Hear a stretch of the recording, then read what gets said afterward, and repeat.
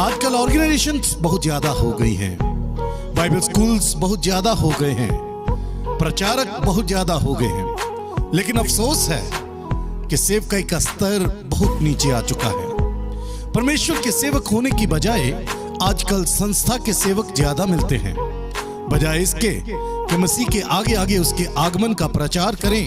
आज प्रीचर्स अपने लाभ के लिए या संस्था के लक्ष्य पूर्ति के लिए काम कर रहे हैं।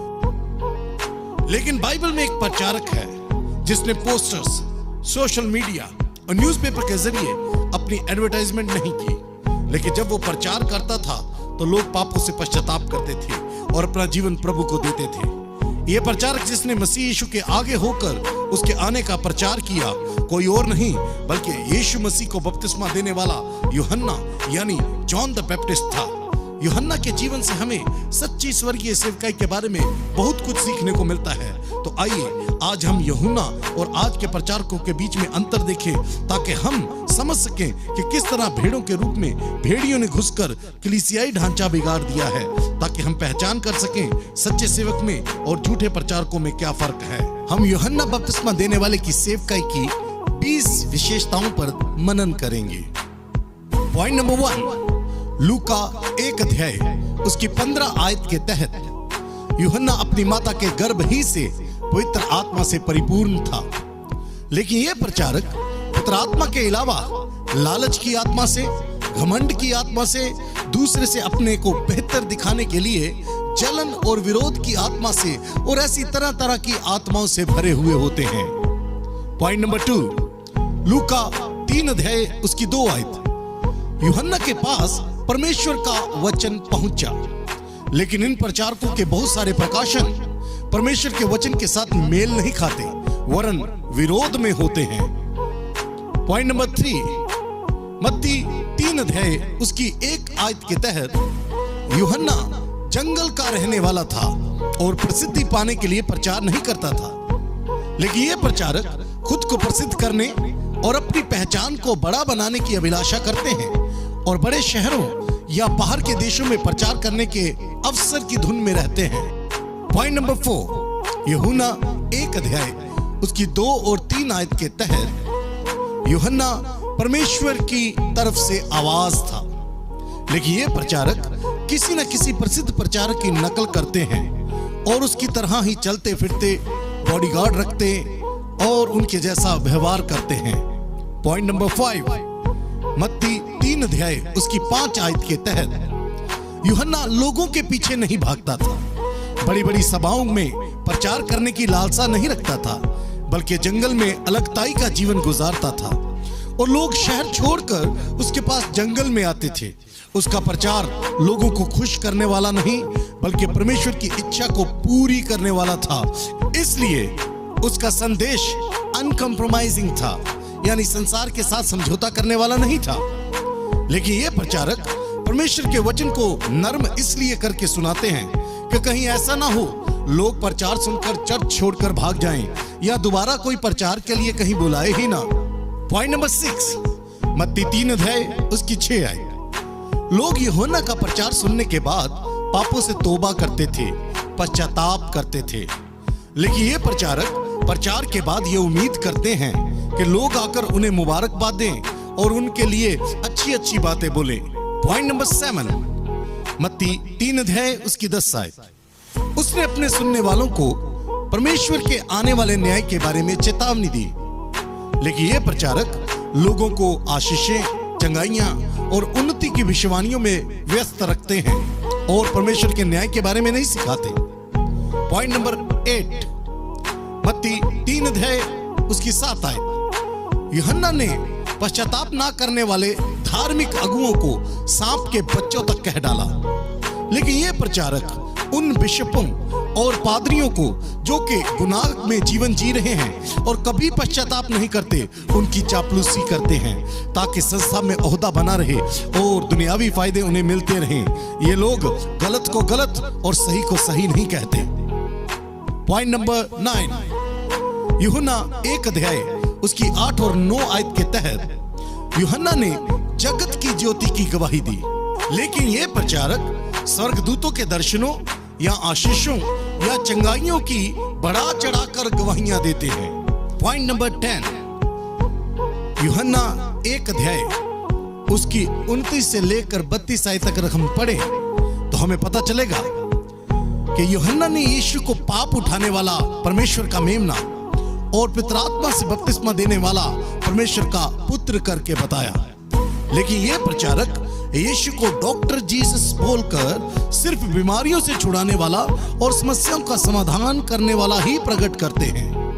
पॉइंट नंबर 11, यूहन्ना 10 अध्याय उसकी 41 और 42 आयत और लूका 1 अध्याय उसकी 16 और 17 आयतों को अगर हम पढ़ें तो हमें पता चलेगा यूहन्ना ने कोई चमत्कार तो नहीं दिखाया, लेकिन लोगों का परमेश्वर के साथ संबंध कायम किया। लेकिन यह प्रचारक चमत्कार दिखला के लोगों का संबंध यीशु के साथ नहीं बल्कि अपने साथ जोड़ लेते हैं। पॉइंट नंबर 12, लूका 3 अध्याय उसकी 11 आयत, यूहन्ना ने लोगों को अपने धन का 50% गरीबों में बांटने के लिए कहा। लेकिन यह प्रचारक अपना नाम ऊंचा करने के लिए परमेश्वर के वचन का सहारा लेकर लोगों से अपने लिए धन, भेंट और दशमाश मांगते हैं। पैसा इकट्ठा करने के लिए नए नए तरीकों की खोजबीन करते हैं। तेल, पानी, बैंड, शॉल, रुमाल, ज्वेलरी और अपनी फोटोग्राफ्स बेचते हैं। अपने ऊपर रुपयों की बरसात करवाते हैं ताकि अपनी महत्वाकांक्षी योजनाओं को पूरा कर सके। पॉइंट नंबर 13, लूका 3 अध्याय उसकी 19 और 20 आयत को अगर हम पढ़ें तो हम जानेंगे यूहन्ना ने हेरोदियास के कुकर्मों के विषय उसे उल्हाना दिया। लेकिन यह प्रचारक भ्रष्ट नेताओं या अधिकारियों को चर्च में या बड़ी बड़ी सभाओं में बुलाकर चापलूसी करते हैं ताकि उनसे कुछ धन प्राप्ति या कोई और फायदा ले सके। पॉइंट नंबर 14, यूहन्ना 3 अध्याय उसकी 30 आयत के अनुसार यूहन्ना ने कहा, अवश्य है कि वो बढ़े और मैं घटूं। लेकिन यह प्रचारक मसीह यीशु के नाम का सहारा लेकर अपने आप को ऊंचा उठाने की कोशिश में लगे रहते हैं। पॉइंट नंबर 15, लूका 11 अध्याय उसकी 1 आयत, यूहन्ना ने अपने चेलों को प्रार्थना करना सिखाया। लेकिन यह प्रचारक प्रेयर टावर्स खोलते हैं और कहते हैं हमसे प्रार्थना करवाओ या टेलीफोन पर प्रार्थना करवाओ, अपनी प्रार्थना लिख कर भेज दो और साथ में इतना धन हमारे प्रेयर टावर के लिए भेजिए। अगर आप इस धन को भेजेंगे तो इतने साल तक आपके लिए हमारे प्रेयर टावर में प्रार्थना चलेगी। इस तरह की कई योजनाओं के जरिए प्रार्थना करने के लिए नहीं बल्कि प्रार्थना करवाने के लिए उत्साहित करते हैं। पॉइंट नंबर 16, मरकुस 1 अध्याय उसकी 6 आयत, यूहन्ना का खाना और पहरावा साधारण था, लेकिन यह प्रचारक लग्जरियस लाइफ जीते हैं और विश्वासियों द्वारा दिए गए धन का उपयोग अपनी अभिलाषाओं को पूरा करने के लिए करते हैं। पॉइंट नंबर 17, मरकुस 1 अध्याय उसकी 7 आयत, यूहन्ना अपने सुनने वालों का ध्यान यीशु की ओर लगवाता था, लेकिन यह प्रचारक लोगों का ध्यान प्रभु से हटाकर अपनी ओर लगवाते हैं।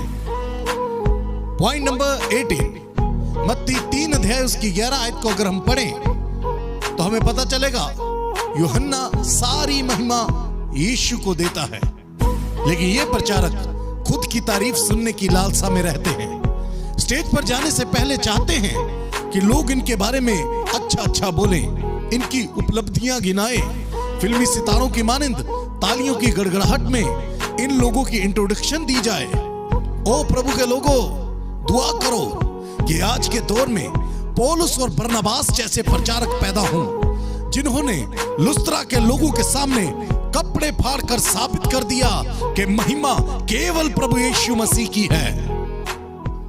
पॉइंट नंबर 19, लूका 1 अध्याय उसकी 80 आयत, यूहन्ना अपनी जंगल की सेवकाई से संतुष्ट था, लेकिन ये प्रचारक अपनी छोटी सेवकाई से संतुष्ट नहीं होते। ये नहीं सोचते कि शायद प्रभु की इच्छा इनके लिए यही है कि वो जीवन भर चंद लोगों को ही प्रभु के बारे में सिखाएं। पॉइंट नंबर 20, लूका 1 अध्याय उसकी 17 आयत के तहत यूहन्ना का काम था कि प्रभु के लिए योग्य प्रजा तैयार करें। आज हम सब प्रचारकों का यही काम है कि हम मसीह के आगमन से पहले परमेश्वर के योग्य प्रजा तैयार करें। लेकिन ये प्रचारक अपनी तमन्नाओं को पूरा करने के लिए प्रभु के लोगों को अपने लिए तैयार करते हैं। प्रिय प्रभु के लोगों, आज जरूरत है जागने की और परख का आत्मा पाकर पहचान करने की कि कहीं कोई मुझे बहका तो नहीं रहा। क्या मैं सही दिशा में हूं? क्या मेरे दशमांश और भेंट परमेश्वर के राज्य में कबूल हो रहे हैं? क्या मेरा सिखाने वाला प्रभु को महिमा दे रहा है या अपनी अभिलाषाओं को पूरा कर रहा है? जरा रुकिए और सोचिए और ऐसे झूठे प्रचारकों के पास से निकल आए। मेरी प्रार्थना है प्रभु आज के वचन के जरिए आप सबको आशीष दे। आमीन, आमीन, आमीन।